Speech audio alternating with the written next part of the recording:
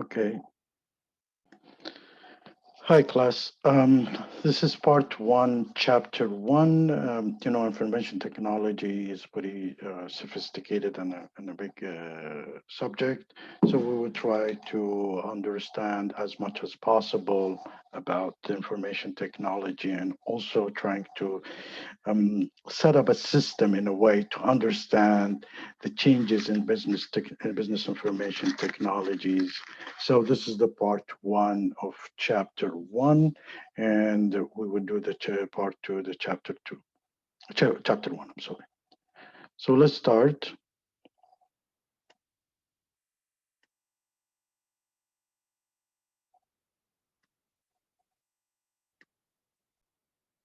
Okay. So in this chapter, first of all, we'll be talking about basically the book is called Management Information System for the Information Age by Stephen Hagg. So if you like to get this book or download it, it's up to you. Also, I will supply you with the notes. Chapter one, we will be talking about the information age in which you live or we live in it and changing the face of the business. Now, in this, the outcomes would be define the MIS or Management Information System, and we will describe in this chapter the three resources within it, the people, information, and information technology.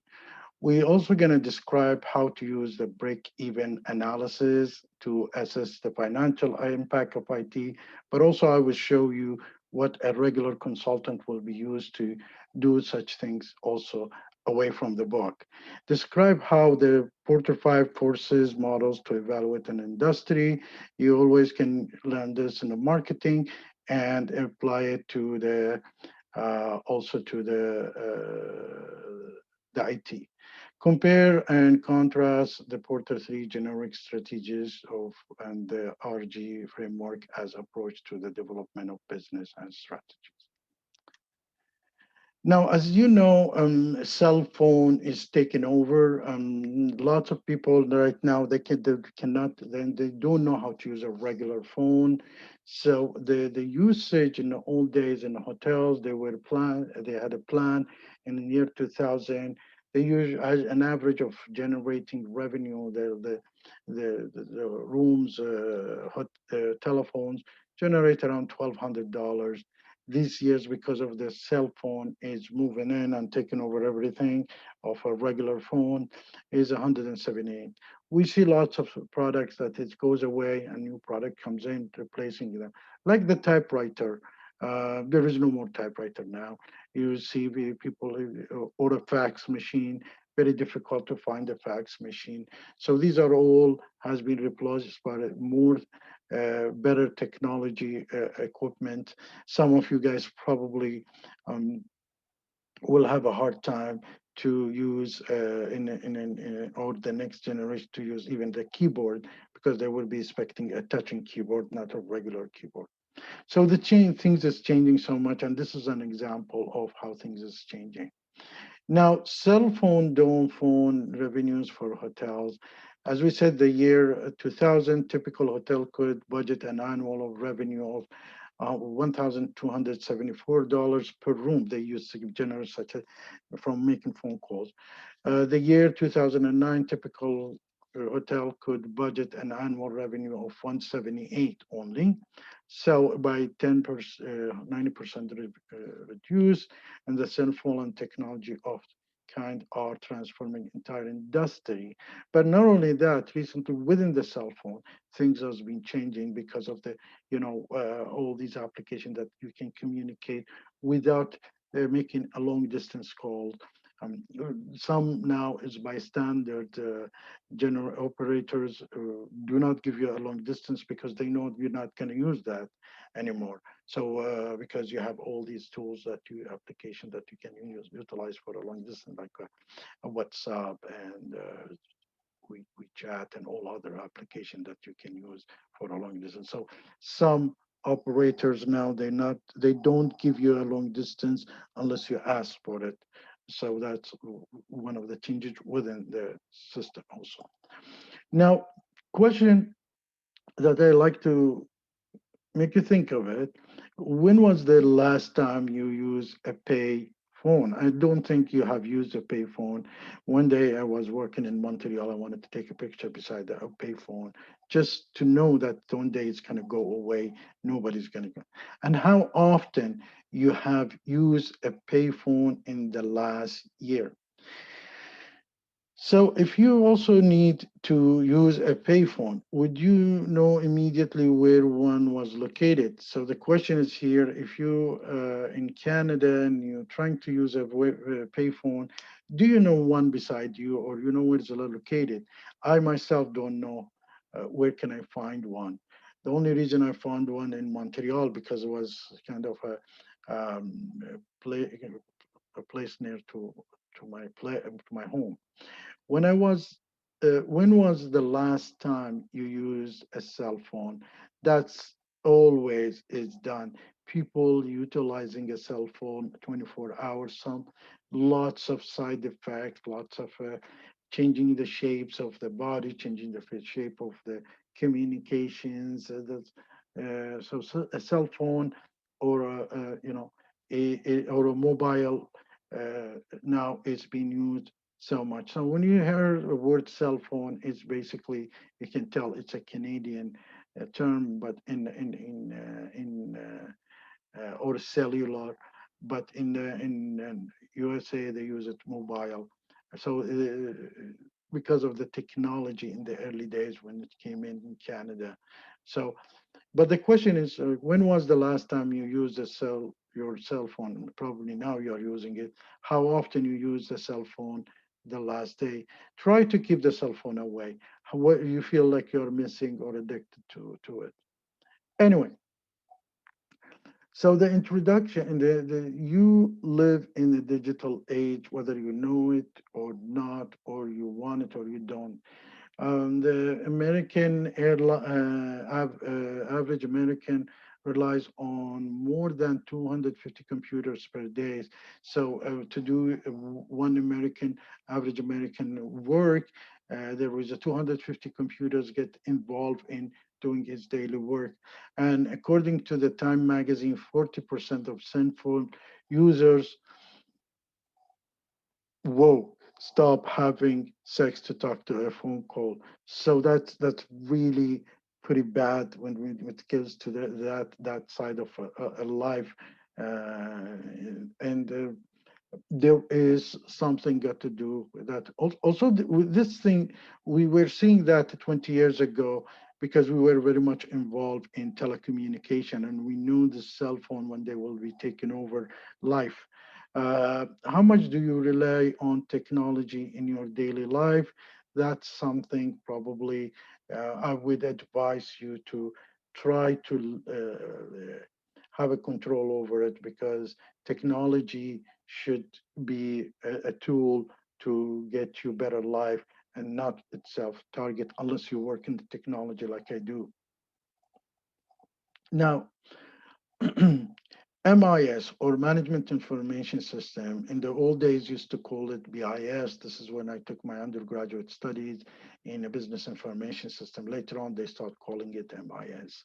Now, Management Information System planning for development, management, and use of information technology to help people performs all the tasks related to information processing and management.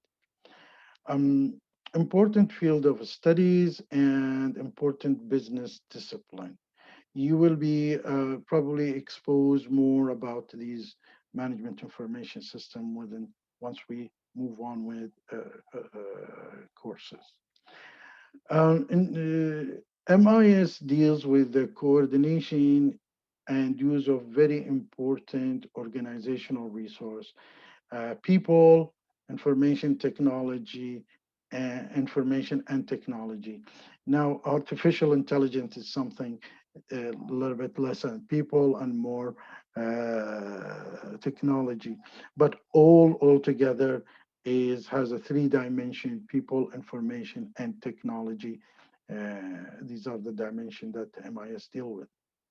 Now, this three synergy among the three resources of MIS, these three things has to work together in order for you to have a successful business or work or life utilizing the technology. The synergy, how people can use information-based technology tool is to achieve a competitive advantage, is do things cheaper and faster, increase revenues, and innovate in new process. Now, intellectual asset hierarchies is first start with data, information, and business intelligence. We will spend one full chapter over BI and how it works later on. But keep in mind, things can be collected as a data, which is data meaningless. Information is if it's standalone. But when we get together and becomes data integration or RDBMS or related data together, it becomes information. And what you derive from this information is becomes a business intelligence. So data is a raw fact that describe a particular phenomena such as a current temperature, the price of movie rental, or age. His age is 15, so what? His age is 50, so what? For what? So it's a pure data, it doesn't make difference. But information data, that information is a data that have a particular meaning within a specific context. For example, 5 o'clock, noon, afternoon, 50 years old, 50, majority 50 years old comes in shopping, for example, or come to the stores. That becomes an information for you.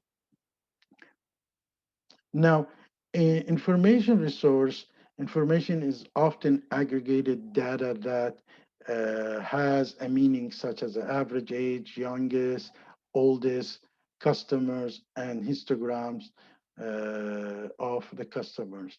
So it is, if it stands alone, it's just a data, doesn't make sense. But when you put it together and then you want to see an average age, you do the calculation and you see the youngest one and the oldest one, that start becomes an information. Now, when you're talking about the uh, business intelligence is basically um, uh, the collective information about customers, competitive business partners, competitive environment. As we said, we're going to talk more about business intelligence later on and CRM on application wise and how more we will pick up some applications, start explaining what do they do for you to understand how these things works. Now, the business information or BI is information on steroids because you grab the information that you're seeking there. You're looking whether it's, there is a hypothesis and null hypothesis and try to find out collecting data from a different sources of database and then putting them together in order for you to understand better the situation. Business intelligence can help you make important and strategic decisions. And this is where the BI works really well. So the BI, for example, tells you the total sales for all customers on a plan A that amount 6,000. The total sale for all customers on plan B that much. The average age of customer preferring sales person, it gives you the information and the average. So it's extract multiple data, putting it together and gives you a new information that you would be seeking a combination of these information. Now, information resource quality, timelines. Timelines is very important for the information that you are seeking. Is when you need it, when you need to make that decision. You can be on the road and start looking for these information, or you can be in office or in a night. You have to have a you have to have access to this information the time you need that. describing the right time period at when I'm going to need it and how long I'm going to need that, the information. The location. So as we said, no matter where you are, you might have an access to it. And from audio, could be text, could be animation, whatever the way the information comes to you, it has to be valid, and which is a credibilities. As always, when you are hitting, it gives you the same information when you're entering the same data. So it has to be valid and also gives you the credibility. It has the credibilities. And if you have something lack of any above, uh, this time, location, or form, or validities becomes a garbage in and garbage out because it's not going to help you to make a decision. Now, information resource flow. In this chapter, we're just going to go over it very quickly, but later on, we will be going deeply on each one of them. Information resources, flow of information. There is what you call the upward, which is describing the state of the organization based on transactions. Then you got what you call a downward, which is a strategies, goals, and directive that originated at the higher level. So you get the upward information, data collected, changing to information, might be changing to business intelligence, and downward is the rules and regulations. And then you get the horizontal, which is between different departments, a business, and then you got what you call outward, inward, or that communication that's happening between an organization and the supplier and the organization and the customers. So these are the four type of flow of information. Now, what it describe, what we have something called internal function or internal information, and it's about operational aspect of the organization. Then you have the external information, which is the environment surrounding the organization, the objective information, which is the quantifiable, describes something that is known, and then you get the subjective information, which is describes something that is unknown.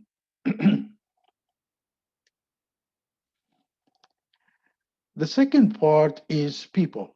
People are the most important resources of any organization with a focus on technology literacy, information literacy, and ethical responsibilities. In the technology literacy, they should be aware of how to use these technologies.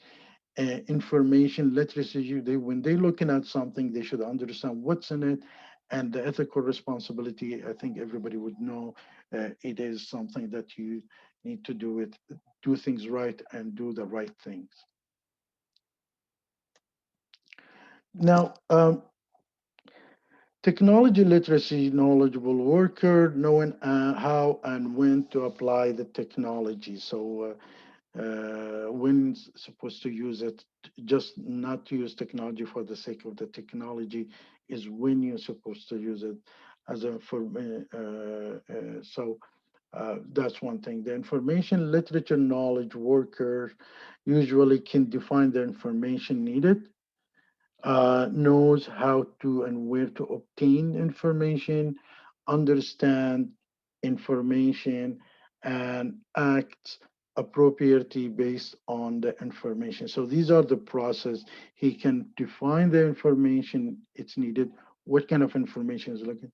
He knows how and where to obtain, then understand when you get to obtain the information, understand the information from it, that's all the data that you can see, and act according to that. The ethical part is the principle and the standards that guide our behavior toward other people.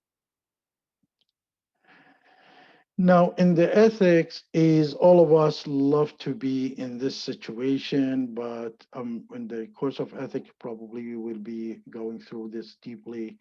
You want to be legal and ethical, but sometimes you do ethical, illegal, uh, hacking could be ethical, illegal, or could be unethical and illegal, for example. So there's so much and examples in the IT that you can look at it. But the most important one is all of us wants to be an ethical and legal uh, situation. Management information system, information technology, or IT, computer-based tools that based used to work with the information. So we have two part in the IT. One is the hardware and one softwares. Hardware is the physical devices that make up a computer, like the hardware, the screen, things that you can touch it. And the software, which is that's what I mostly specialize in, is set of instruction that your hardware execute to carry out a specific task for you.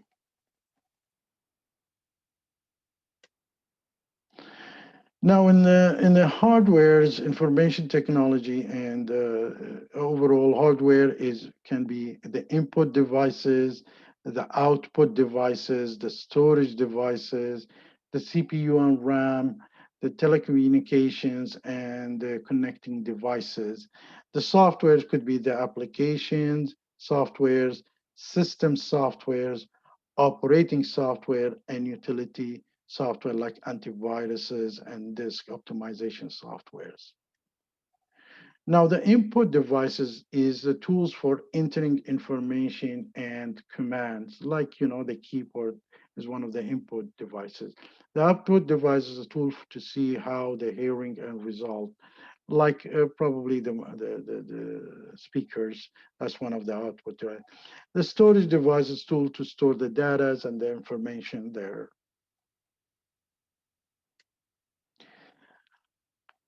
Within the hardware, there is something called the CPU, which is the hardware that interprets and execute instruction. And RAM or random access memories is temporary storage information and software for the CPU. So these are the two main part of the hardware, which is the CPU, interpret and execute an instruction when you send the extension. And RAM is it brings all the startup tools for the application sits there. So when the CPU start requesting these information, will ignite the application and process it. Now, then there is what you call the telecommunication device is for sending information like a telephone or the connecting. And then you have the connecting devices like cable, post, and ports.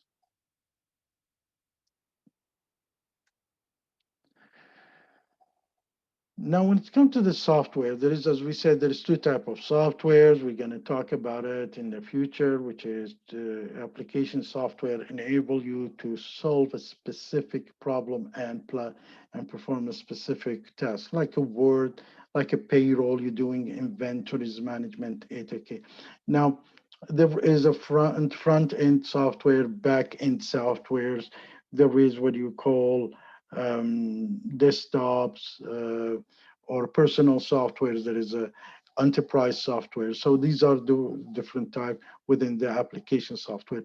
And then what you have a system software, which is handle task specific to the technology management, like the operating system, whether you are using Oracle operating system, RDBMS, or you're using DB2, or you're using antivirus. These are all operating system like Office,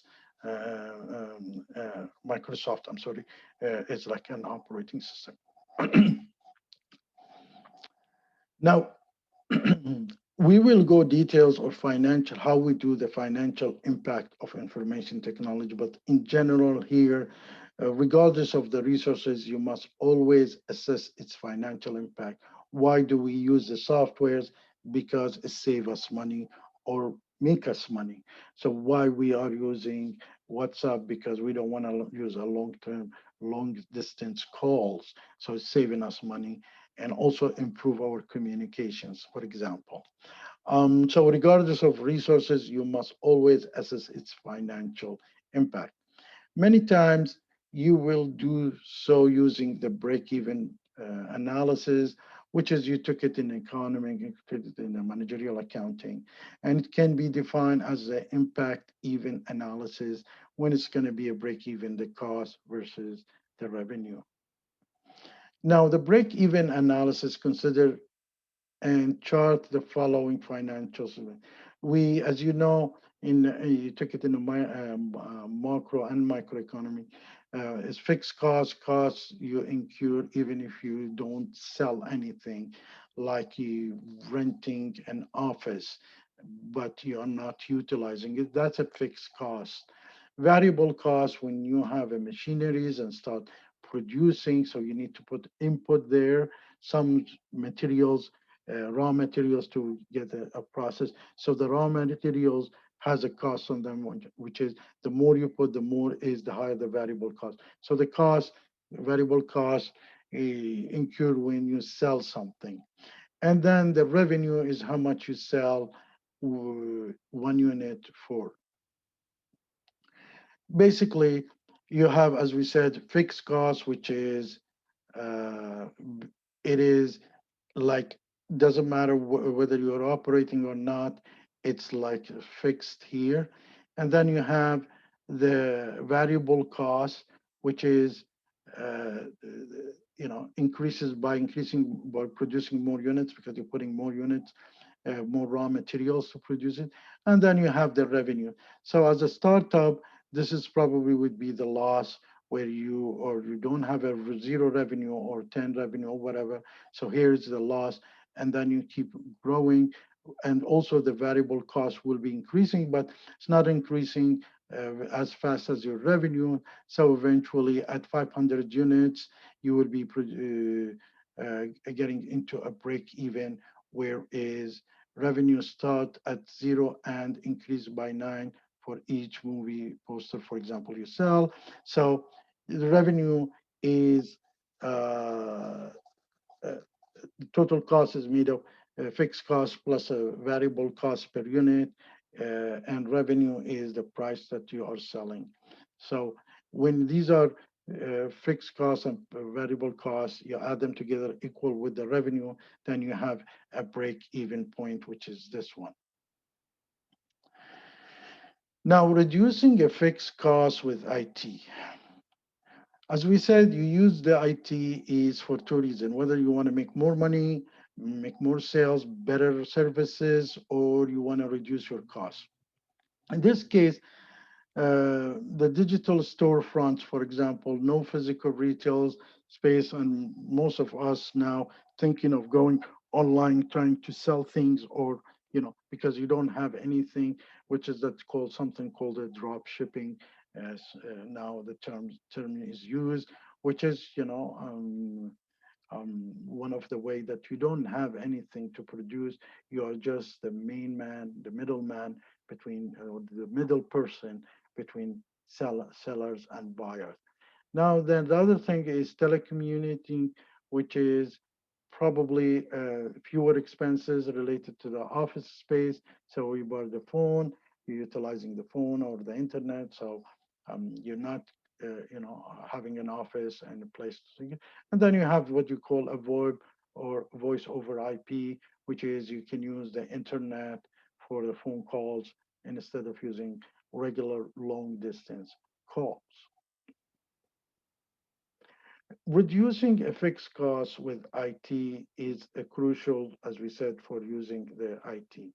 So here, what we have, probably if you don't have a place to rent, if you don't have a place to store your stuff, and you are only the middle person, then this fixed cost, as previous example, will be equal with zeros. So your cost will be only made of variable cost, and your revenue will be from a startup can be more than zero or negative. Now, reducing variable costs with IT. Virtual good, because of they are digital, there is no cost for example, to duplicate and sell it again and again. And this is where the lots of the profits happening. When somebody develop an application, it can resell it again and again, and there is no cost in it. And what you call a crowdsourcing, use a non-paid and non-employees to create some kind of value, as we saw in the drop shipping. So two ways of doing, reducing variable costs within IT. Now, reducing variable costs with IT is you reduce the variable cost, your break even point occurs sooner. And the reason is, let's say, as we said, you made a software, and this software can can be copied again and again and sold. What Microsoft does, what Apple does. So there is no cost, and so your variable cost is is almost zeros, in probably a CD or something like that, or USB. On other hand, if you are into food processing, food industries, you're still going to need a raw material to make bread. So there is a variable cost in the food industries, but very minimum in variable cost and fixed costs in the IT. So increasing revenue with IT. Recommendation: energize to drive the complementary sales, long tails economics to sell product services that are too expensive for a physical store to carry. So you put it online, and physical store only carry what they can sell in a large amount. But if there is a small amount, you can order it online. And because of the fixed cost, because they don't want to bring things and put it on shelf for a few months. Hopefully somebody will, because this is a money is on the shelf. So this is the end of the chapter. I just don't want to have, because it's the first class, don't want to have to have a tough class on you. That's the first part of the chapter. Thank you very much. And